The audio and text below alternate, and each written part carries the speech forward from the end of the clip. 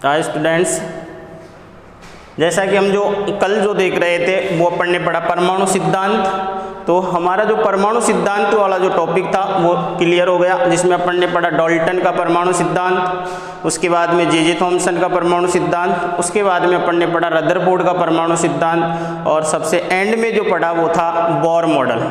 तो हमने एक एक कर को क्लियर किया। उसके बाद में आज जो हम पढ़ने वाले हैं तत्वों का वर्गीकरण।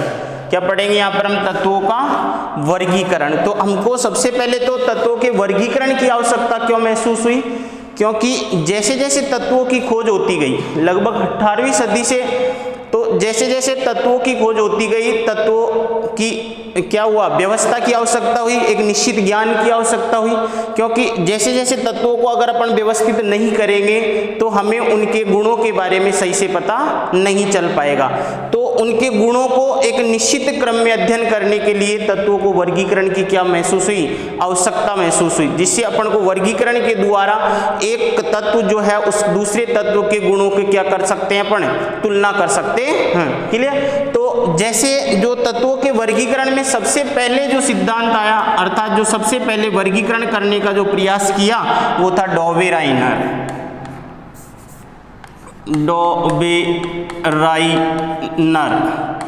तो सबसे पहले तत्वों को वर्गीकरण करने का जो प्रयास किया वो किसने किया? डॉवेराइनर ने। किसने? डॉवेराइनर ने। तो ये डॉवेराइनर जी क्या कहते हैं कि इन्होंने क्या किया कि जो तत्व ज्ञात थे इसके टाइम में, जो तत्व ज्ञात थे उन तत्वों को तीन तीन समूहों में बांटने का प्रयास किया। तो सबसे पहले तो इसने किस आधार पर बांटे इन तत्वों को? इन्होंने परमाणु द्रव्यमान के आधार पर, परमाणु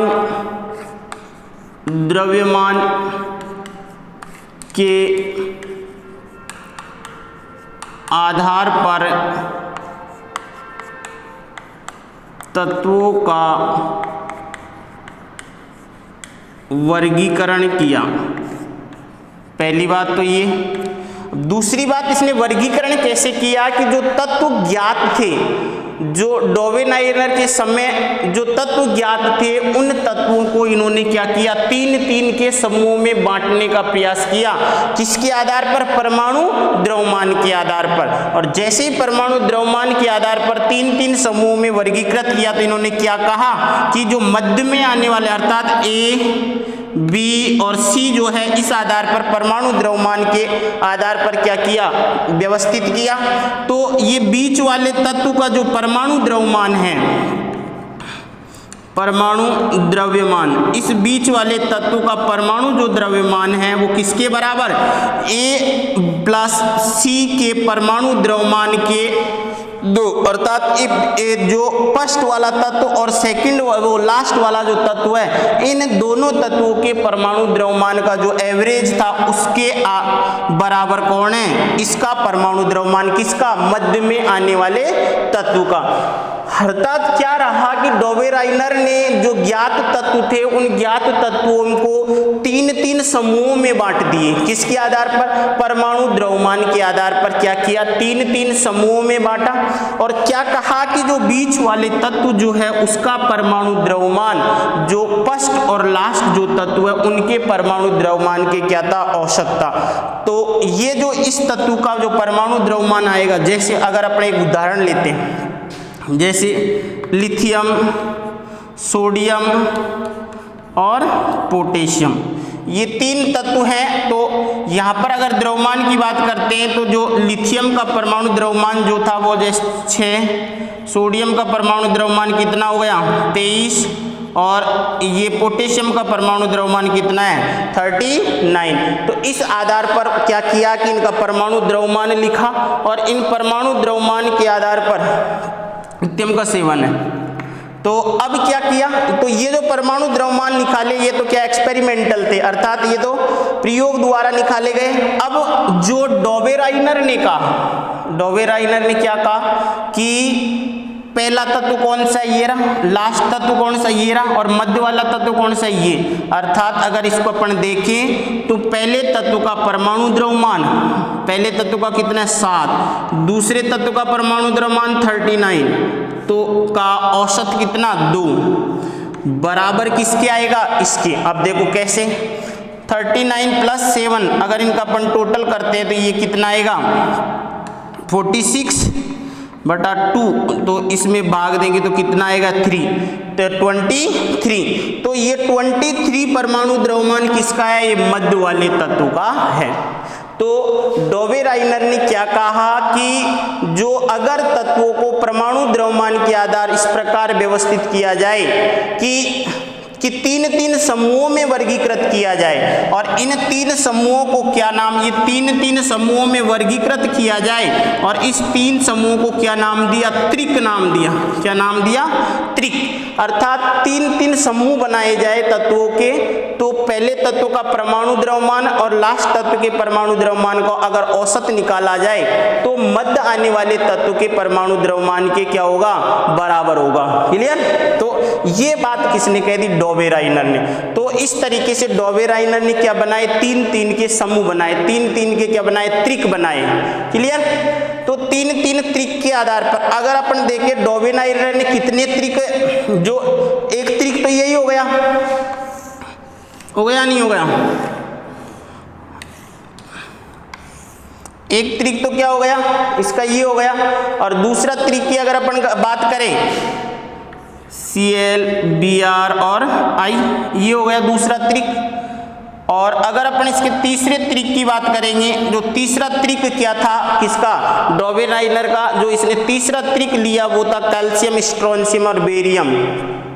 कैल्शियम, स्ट्रोंशियम और बेरियम, ये 3 के क्या बनाए, त्रिक बनाए। किसने, डोबे-राइनर ने। तो डोबे-राइनर जो था, जितने भी तत्व उस टाइम ज्ञात थे, उन ज्ञात तत्वों में केवल और केवल 3 ही त्रिक ज्ञात कर पाए। अर्थात 3 ही जो उसने परमाणु द्रव्यमान के आधार पर तत्वों को वर्गीकृत किया था, उन 3 सभी तत्व जो थे उन सभी तत्वों में से ओनली 3 ही त्रिक ऐसे थे जो लगभग उसके जो सिद्धांत दिया उस सिद्धांत का पालन कर रहे थे। क्लियर। तो दोबारा देखते हैं एक बार, डोबे-राइनर ने क्या कहा, पहली बात तो परमाणु द्रव्यमान के आधार पर तत्वों का क्या किया, तो इनका जो वर्गीकरण का आधार जो रहा वो क्या रहा, परमाणु द्रव्यमान, एटॉमिक मास। तो एटॉमिक मास के आधार पर तत्वों का क्या किया, वर्गीकरण किया। कैसे किया कि उसने 3 के समूह बना दिए। क्या बना दिए, 3 के समूह बना दिए, और क्या कह दिया कि पहले तत्व का द्रव्यमान और लास्ट तत्व के द्रव्यमान जो है उनका औसत जो आएगा द्रव्यमान का, वो औसत द्रव्यमान किसका होगा, मध्य वाले तत्व का होगा। क्लियर। तो इस आधार पर, और जब बाद में अगर देखा गया तो ये जो तत्वों को 3 के समूह उन्होंने बांटे थे, तो इन 3 के समूह वाले तत्व जो थे इनके गुणधर्म भी क्या थे, समान थे। क्या थे, समान थे। तो डोबे-राइनर ने सबसे पहले तत्वों का वर्गीकरण करने का क्या किया, सबसे बड़ी बात क्या थी उनके लिए ये थी कि सबसे पहले तत्वों को एक व्यवस्थित तरीके से बांटने का क्या किया, प्रयास किया, और एक आधार मान के, ये नहीं कि वैसे ही बोल दिया, एक आधार मान के, किसके आधार पर, परमाणु द्रव्यमान के आधार पर, परमाणु द्रव्यमान के आधार पर तत्वों को 3 समूहों में बांटने का क्या किया, प्रयास किया। क्लियर। अब नेक्स्ट अपन पढ़ेंगे न्यूलैंड। तो ये जो डोबे-राइनर जो थे, इन्होंने क्या किया, अगर इनकी कमी अपन देखते हैं तो ये केवल क्या कर पाए, 3 ही त्रिक क्या कर पाए, ऑब्जर्व कर पाए। अर्थात 3 ही त्रिक खोज पाए। जितने भी तत्व ज्ञात थे उनमें ओनली कितने त्रिक खोजे इन्होंने, 3 ही त्रिक खोजे। क्लियर। अब अपन पढ़ेंगे कौन सा, अष्टक नियम। किसका, न्यूलैंड का, न्यूलैंड का अष्टक नियम।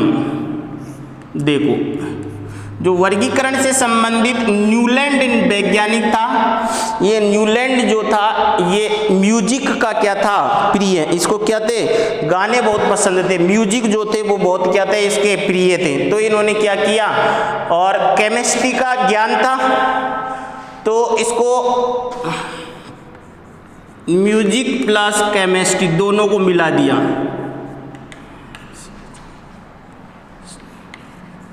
तो इन दोनों को क्या किया, इस न्यूलैंड ने मिला दिया।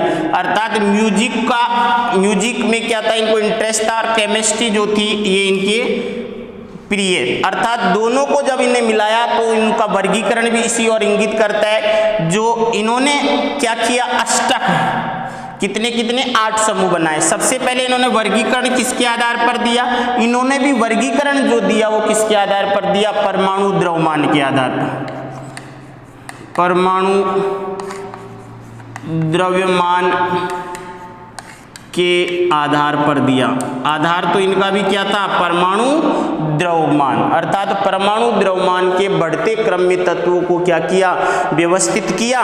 और व्यवस्थित करने के बाद में इन्होंने क्या कहा, 1 2 3 4 5 6 7, तो ये तो क्या कहा, जैसे संगीत के जो स्वर होते हैं, सा रे ग म पा धा नी, तो जो संगीत के स्वर जो होते हैं सा रे गा मा पा धा नी सा, तो ये 7वें के बाद में अगर 8वां जो आएगा वो वापिस कौन सा आ जाएगा, सा आएगा। क्लियर, तो सा रे गा मा पा धा नी सा आ गया। तो 8वें नंबर का जो आएगा वो कौन सा रहा है, ये। अर्थात इन्होंने क्या कहा कि जो पहले तत्व के गुणधर्म आगे आने वाले, अर्थात तत्वों को अगर उनके परमाणु द्रव्यमान के बढ़ते हुए क्रम में व्यवस्थित किया जाए तो पहले तत्व के गुणधर्म में आगे आने वाले 8वें तत्व के गुणधर्म के क्या होंगे, समान होंगे। ये बात किसने कही, न्यूलैंड साहब ने कहा कि न्यूलैंड ने क्या कह दिया, जैसे lithium, beryllium, boron, carbon, nitrogen, oxygen, fluorine, आगे क्या आना चाहिए, नियोन, परंतु नियोन इसके टाइम में था ही नहीं, अर्थात नोबेल गैसों की खोज नहीं हुई। तो फ्लोरीन के बाद में क्या आ जाएगा, यहाँ पर क्या आ जाएगा, फ्लोरीन के बाद में neon, sodium, magnesium, 11 12 13 aluminium, 14 silicon, 14 के बाद में 15 फास्फोरस, 16 सल्फर, सल्फर के बाद में क्लोरीन, और क्लोरीन के बाद में क्या आना चाहिए, ऑर्गन, और ऑर्गन भी क्या है, एक नोबेल गैस। और क्लोरीन के बाद में क्या आ जाएगा, क्लोरीन क्या हो गया, 19 पोटेशियम और 20 कैल्शियम। तो यहाँ तक ही अब देखो इन्होंने क्या किया, परमाणु द्रव्यमान के बढ़ते हुए क्रम में तत्वों को क्या किया, वर्गीकृत किया। तत्वों को क्या किया, परमाणु द्रव्यमान के बढ़ते हुए क्रम में क्या किया, व्यवस्थित करने का प्रयास किया।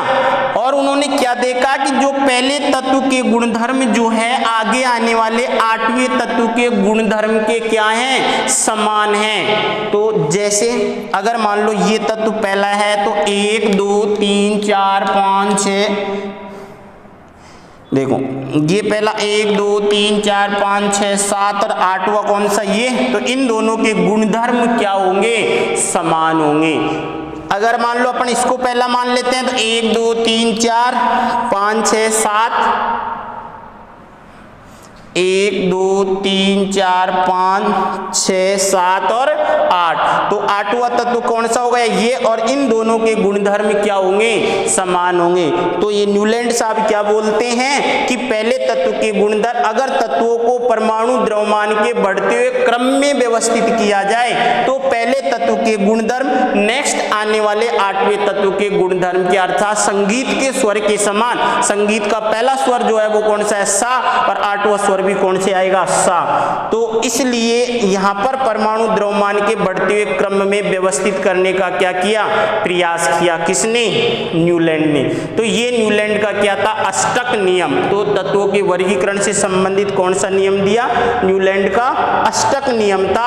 और अष्टक नियम के अनुसार तत्वों के क्या किया, जैसे उनने परमाणु द्रव्यमान के बढ़ते हुए क्रम में व्यवस्थित किया तो पहले तत्व के गुणधर्म आगे आने वाले 8वें तत्व के गुणधर्म से क्या थे, समान थे। क्लियर। तो किसी को कोई डाउट? तो ये कौन सा था? न्यूलैंड का अष्टक नियम। क्लियर? तो न्यूलैंड का अष्टक नियम क्या कहता है कि पहले तत्व के गुणधर्म नेक्स्ट आने वाले 8वें तत्व के गुणधर्म के क्या थे? समान थे। अब देखो न्यूलैंड की क्या कमी रही? तो न्यूलैंड साहब की कमी ये थी कि न्यूलैंड का जो अष्टक नियम जो था ये भी क्या अपने टाइम में जो जितने तत्व थे उन सभी तत्वों को व्यवस्थित करने में असफल रहे। किसके आधार पर? परमाणु द्रव्यमान के आधार पर। अर्थात अगर अपन सीधी सी बात कहें कि जो कैल्शियम जो था, जो कैल्शियम क्या है? सारे लाइट एलिमेंट है, अर्थात जो हल्के यौगिक जो है, हल्के तत्व जो है उन्हीं के ऊपर ये सिद्धांत लागू होता है। भारी अर्थात इससे आगे आने वाले तत्व जो है उनके ऊपर ये सिद्धांत लागू नहीं होता है। क्लियर? तो हाल इनने बांटने का प्रयास तो किया। इनके लिए तो सबसे बड़ी उपलब्धि क्या थी कि तत्वों को किसी न किसी गुणधर्म के आधार पर एक निश्चित क्रम में बांटने का क्या किया? प्रयास किया। क्लियर? अब जैसे नोबेल गैसों की क्या हुई? खोज हुई, तो ये तो वैसे ही सिद्धांत क्या हो जाएगा? असफल हो जाएगा। क्योंकि जो 8वां तत्व जैसे अगर नोबेल गैस आ जाती है तो आगे आने वाले समय में क्या है? नोबेल गैस आए और नोबेल गैसों को कारण ये क्या रहा? असफल। क्योंकि यहाँ पर परमाणु द्रव्यमान के बढ़ते हुए क्रम में जमाएंगे तो फ्लोरीन के बाद में कौन आएगा? नियोन। अब बताओ 8वां तत्व कौन हो गया? 1 2 3 4 5 6 7 और 8वां तत्व कौन हो गया? नियोन। तो पहले तत्व लिथियम, अर्थात पहला तत्व कौन सा है? लिथियम, और 8वां तत्व कौन सा है? नियोन। तो बताओ लिथियम और नियोन के गुणधर्म समान होंगे क्या? नहीं होंगे। तो नहीं होंगे तो पहला तत्व जो लिथियम, इसीलिए ये सिद्धांत क्या रहा? कमी रही सिद्धांत की। अर्थात जैसे ही भारी तत्वों की खोज हुई, भारी तत्वों की खोज के साथ ही ये सिद्धांत क्या रहा? असफल। जैसे नोबेल गैसों की खोज हुई ये सिद्धांत क्या रहा? असफल हो गया। क्लियर? तो ये था न्यूलैंड का अष्टक नियम। तो न्यूलैंड के अष्टक नियम के आधार पर अपन ने क्या किया? सबसे पहले अपन ने कौन सा सिद्धांत देखा? कौन सा? डोबेराइन का त्रिक नियम। अर्थात डोबेराइन ने कितने त्रिक खोजे? 3 त्रिक खोजे। उसके बाद में दूसरा है न्यूलैंड। तो न्यूलैंड ने भी तत्वों को किस आधार पर बांटने का प्रयास किया? परमाणु द्रव्यमान के आधार पर बांटने का क्या किया? प्रयास किया। परंतु ये सिद्धांत भी आगे जाकर क्या रहा? धीरे धीरे फेल हो गया। तो अब नेक्स्ट जो आता है वो आता है डोबेराइनर। कौन सा? मेंडलीफ। नेक्स्ट जो आएगा वो कौन आएगा? मेंडलीफ। कौन आएगा? मेंडलीफ। तो अपन नेक्स्ट पढ़ेंगे मेंडलीफ।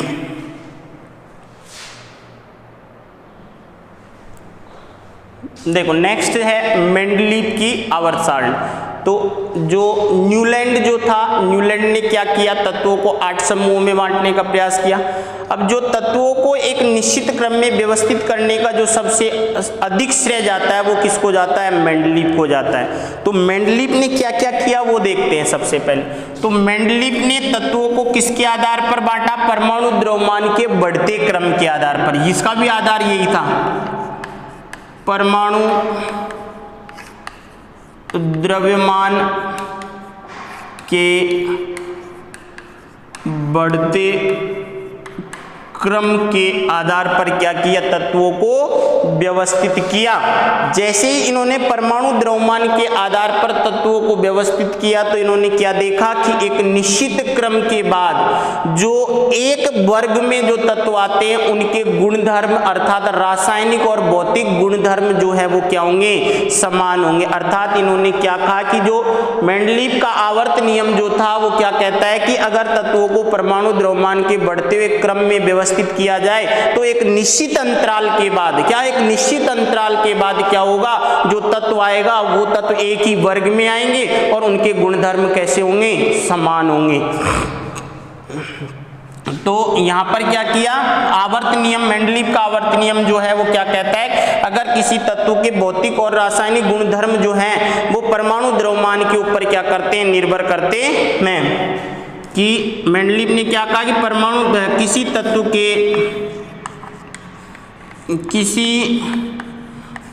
के भौतिक व और रासायनिक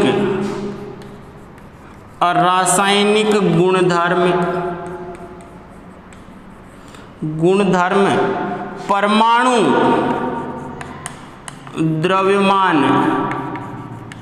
द्रव्यमान के आवर्ती फलन होते हैं। क्या होते हैं? आवर्ती फलन होते हैं। अर्थात आवर्ती फलन का मतलब हो गया कि भौतिक और रासायनिक गुणधर्म किसके ऊपर डिपेंड है? एटॉमिक मास के ऊपर, परमाणु द्रव्यमान के ऊपर। और इसे ही क्या कहा जाता है? मेंडलीव का आवर्त नियम कहा जाता है। तो मेंडलीव का आवर्त नियम क्या कहता है? किसी तत्व के भौतिक और रासायनिक गुणधर्म जो हैं वो उस तत्व के परमाणु द्रव्यमान के ऊपर निर्भर करते हैं। अर्थात उस तत्व के परमाणु द्रव्यमान पर निर्भर करते हैं। क्लियर? अर्थात अगर किसी इन तत्वों को परमाणु द्रव्यमान के बढ़ते हुए क्रम में व्यवस्थित करें तो एक निश्चित अंतराल के बाद, क्या एक निश्चित अंतराल के बाद जो तत्व आएंगे उनके गुणधर्म क्या होंगे? या तो समान होंगे या एक निश्चित क्रम अर्थात निश्चित समय बाद अर्थात निश्चित स्थिति के बाद क्या होंगे? वो परिवर्तित होते हैं। अगर अब देखो, अभी देखते हैं उसको। तो मेंडलीव ने क्या किया कि तत्व जो थे अपने वर्गीकृत किया। उन वर्गीकरणों को किसमें? ऊर्ध्वाधर और जो क्षैतिज लाइनों में। अर्थात मेंडलीव जो था उसने क्या किया?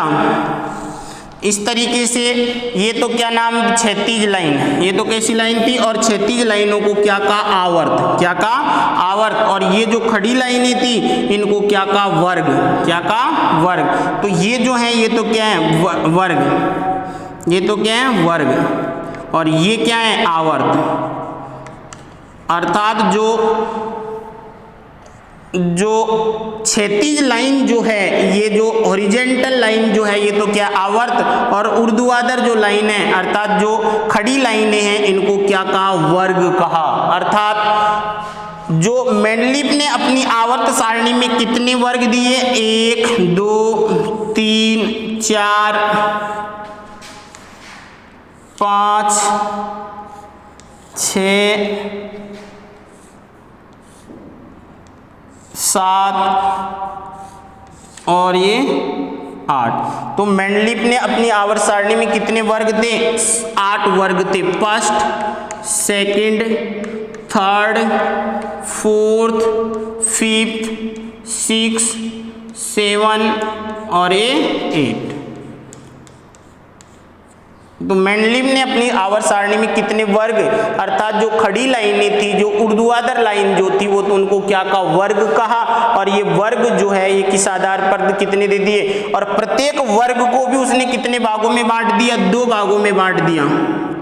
कितने भागों में? 2 भागों में बांट दिया, ए और बी में। किस में बांट दिया? ए और बी में। कहाँ तक? ये 7 जो तक था इनको तो कितने भागों में बांट दिया? ए और बी भाग में बांट दिया। और जो 8th वर्ग जो था उसको नहीं किया। तो A B, A B, A B, A B, A B, A B, A B. Clear? तो इस तरीके से मेंडलीव ने वर्ग जो थे कितने वर्ग दिए अपनी आवर्त सारणी में? 8 वर्ग दिए। और प्रत्येक 8 वर्ग जो थे जो 1 से लेकर 7 तक को कितने भागों में बांट दिया। अर्थात जो मेंडलीव ने जो वर्ग थे ये वर्ग को कितने वर्ग हैं इसमें? 8 वर्ग। कितने हैं? 8। और प्रत्येक वर्ग को कितने भागों में बांट दिया? 2 भागों में बांट दिया। अर्थात ए और बी। तो इन दोनों वर्ग जो थे इनके गुणधर्म तो क्या थे? समान थे। अर्थात यहाँ पर अगर अपन देखें तो ये तो क्या था? वर्ग। और ये वर्ग कितने भागों में बांट दिया? 2 भागों में, ए और बी। तो इनके गुणधर्म जो थे ये तो क्या थे? समान थे। तो ये गुणधर्म किसके आधार पर समान? इनके गुणधर्म क्या होंगे? समान होंगे। तो गुणधर्म तो इनके भी समान होंगे, परंतु जो वर्ग दिए हुए थे वो ज्यादातर किसके आधार पर? बैलेंसी के आधार पर, संयोजकता के आधार पर। अर्थात ये जो वर्ग दिए, ये जो अलग अलग वर्गों में बांटा वो वर्ग किसके आधार पर थी? संयोजकता के आधार पर। बैलेंसी समान थी, वर्ग में संयोजकता समान थी।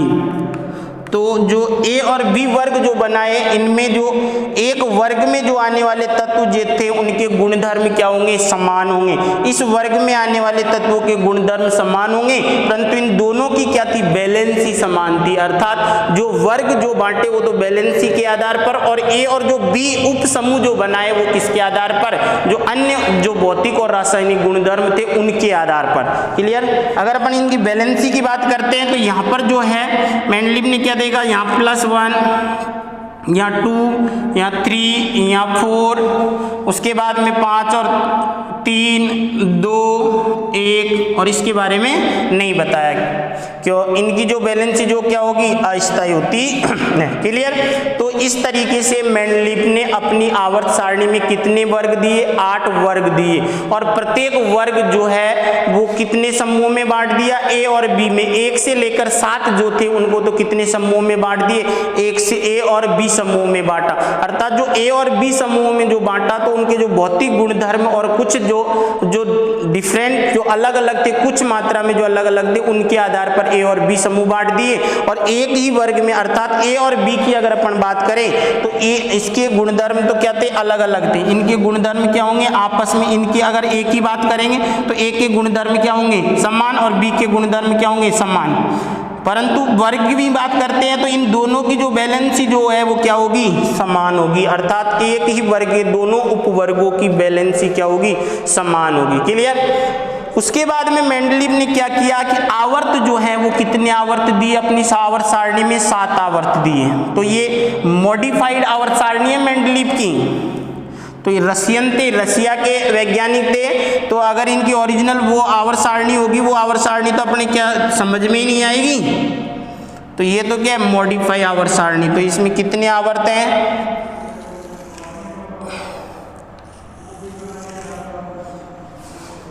1 2 3 4,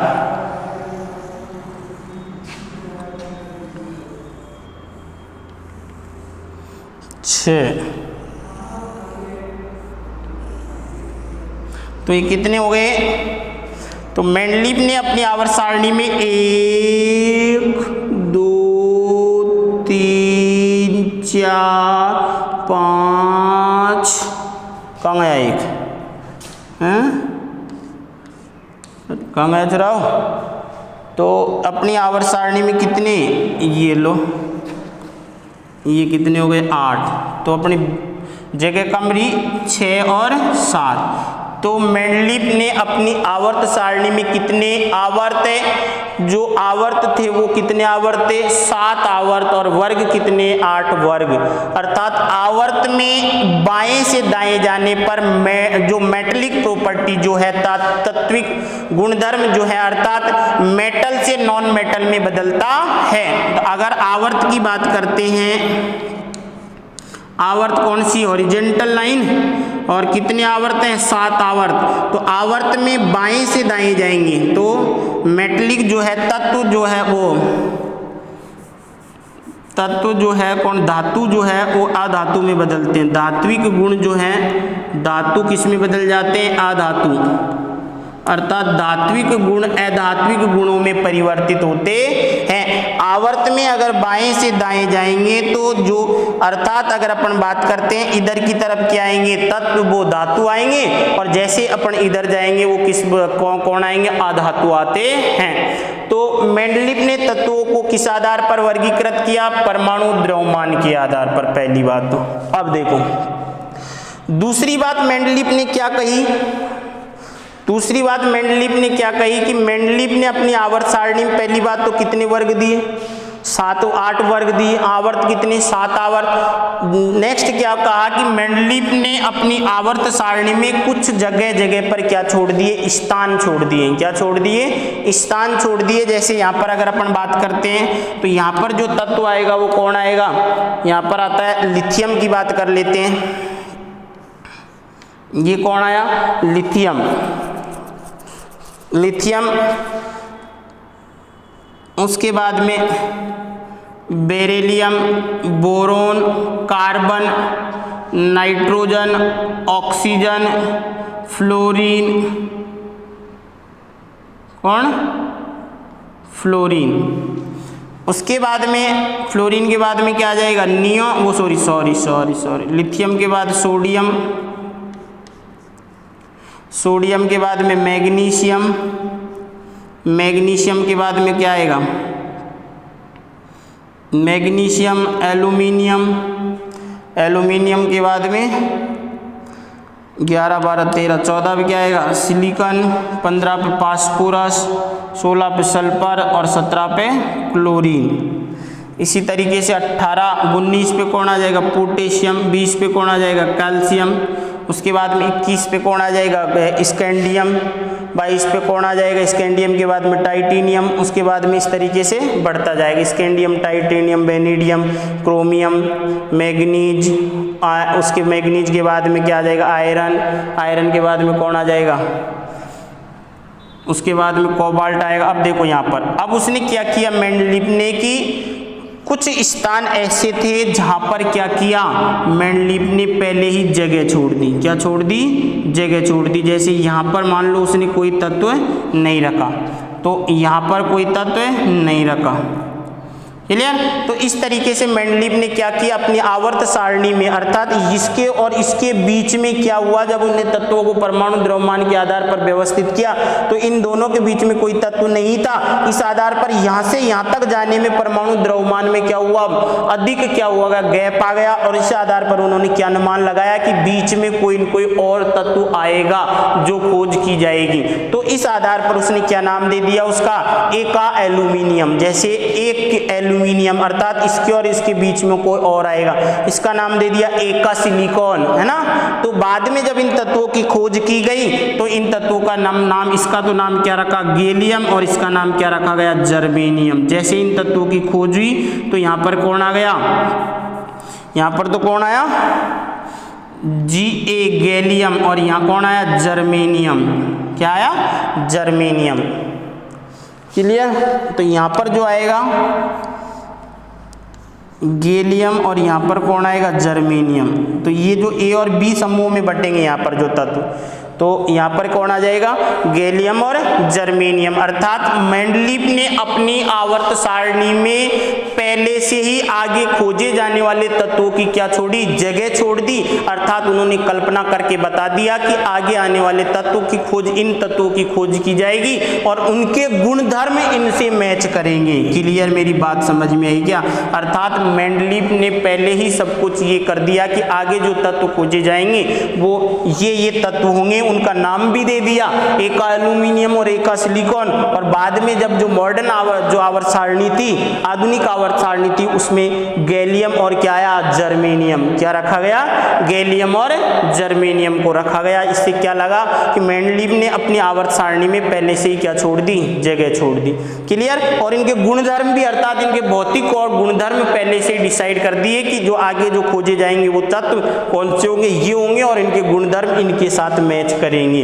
क्लियर। तो ये थी किसकी आवर्त सारणी, मेंडलीव की आवर्त सारणी। अब अगर बात करते हैं अपन मेंडलीव की आवर्त सारणी की क्या कमियां, क्या थी, कमियां थी। तो मेंडलीव की आवर्त सारणी की कमी की बात करते हैं तो पहली कमी तो क्या थी मेंडलीव की आवर्त सारणी की, कि मेंडलीव की आवर्त सारणी में जो तत्वों को व्यवस्थित किया था, किस आधार पर, परमाणु द्रव्यमान के आधार पर। किस आधार पर, अगर इसकी उपलब्धि में देखें तो उपलब्धि में पहला तो क्या हो जाएगा कि मेंडलीव के समय जितने भी तत्व ज्ञात थे, अर्थात लगभग 63 तत्व ज्ञात थे, और उन 63 तत्वों को ही उनकी आवर्त सारणी में क्या दिया गया, स्थान दिया गया। अर्थात मेंडलीव के समय में जितने तत्व ज्ञात थे उन सभी तत्वों को मेंडलीव ने क्या किया, वर्गीकृत किया। क्लियर। दूसरी अगर उपलब्धि की बात थी तो मेंडलीव ने क्या किया, अपनी आवर्त सारणी में सभी 63 तत्वों को क्या किया, वर्गीकृत किया। अपनी आवर्त सारणी में 63 तत्वों को वर्गीकृत किया। क्लियर। उसके बाद में अगर बात करते हैं तो मेंडलीव ने क्या किया कि अपनी आवर्त सारणी में कुछ जगह खाली छोड़ दी। अपनी आवर्त सारणी में कुछ स्थान खाली छोड़ दिए, है ना।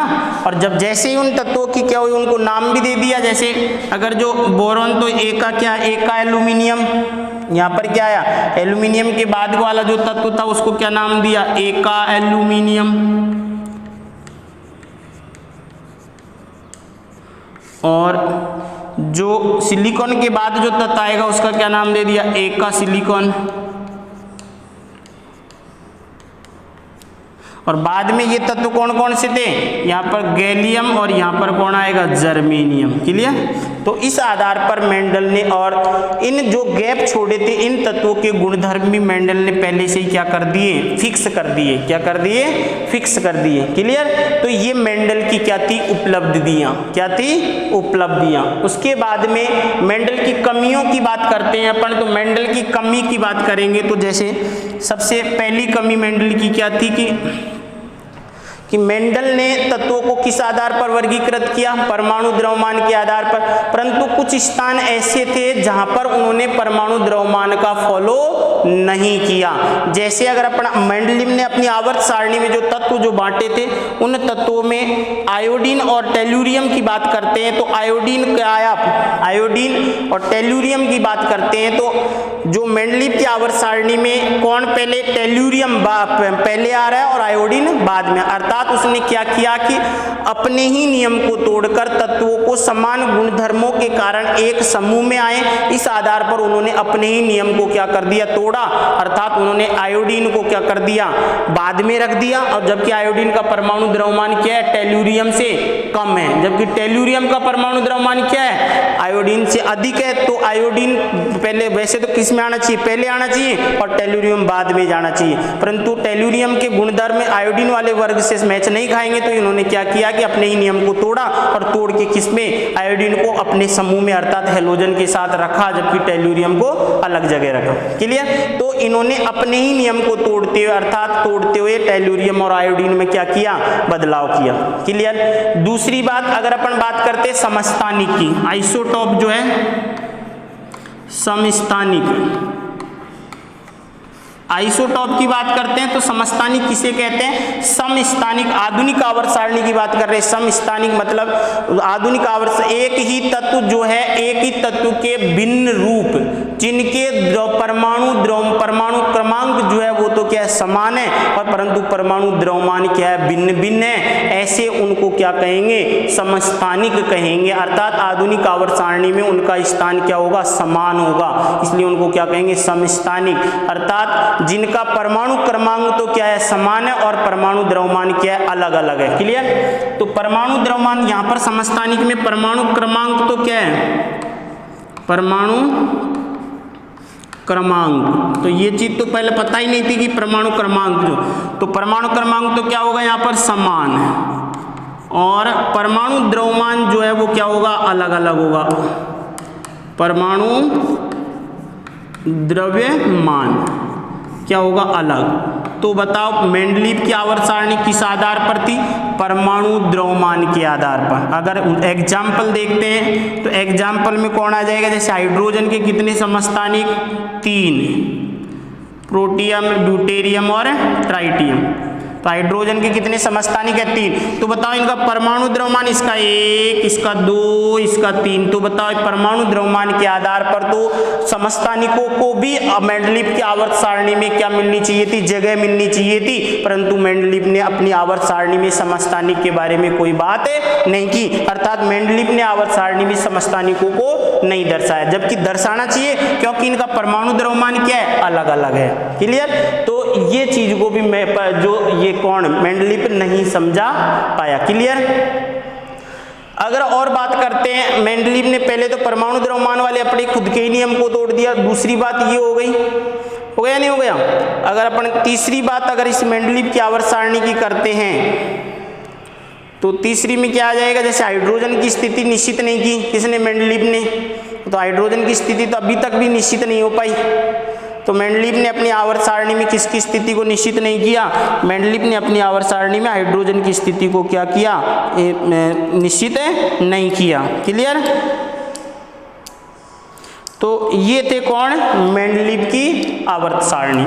तो इस तरीके से मेंडलीव की कुछ कमियां भी अपन ने देखी और मेंडलीव की कुछ उपलब्धियां भी देखी। तो मुख्य बातें क्या है कि मेंडलीव ने अपनी आवर्त सारणी किस आधार पर दी? परमाणु द्रव्यमान के बढ़ते हुए क्रम में मेंडलीव ने एक नियम दिया जिसको क्या कहा जाता है? मेंडलीव का आवर्त नियम। तो मेंडलीव का आवर्त नियम क्या है कि किसी भी तत्व के भौतिक और रासायनिक गुणधर्म उस तत्व के परमाणु द्रव्यमान के ऊपर निर्भर करते हैं। उसके बाद मेंडलीव ने अपने आवर्त सारणी में कितने वर्ग दिए? वर्ग कितने थे? 8 वर्ग थे, है ना। और आवर्त कितने थे? 7 आवर्त थे। क्लियर? तो उसके बाद में मेंडलीव ने क्या किया? अपनी आवर्त सारणी में 63 तत्वों को वर्गीकृत किया, खाली स्थान छोड़ दिए, जैसे एक का एल्यूमिनियम जो नाम दिया जर्मेनियम और ये। तो क्लियर? तो ये थी मेंडलीव की आवर्त सारणी। तो किसी को कोई डाउट हो तो अपन ने क्या क्या पढ़ा? एक पढ़ने पढ़ा डोबेराइन का त्रिक नियम, डोबेराइन के बाद में न्यूलैंड का अष्टक नियम, उसके बाद में मेंडलीव की आवर्त सारणी। जो नेक्स्ट क्लास में अपन जो पढ़ेंगे वो पढ़ेंगे आधुनिक आवर्त सारणी, अर्थात तत्वों को आज जो है वर्तमान में किस प्रकार वर्गीकृत किया गया है, उस आधार पर इन तत्वों का क्या करेंगे? वर्गीकरण करेंगे, जिसे क्या कहेंगे? आधुनिक आवर्त सारणी। क्लियर?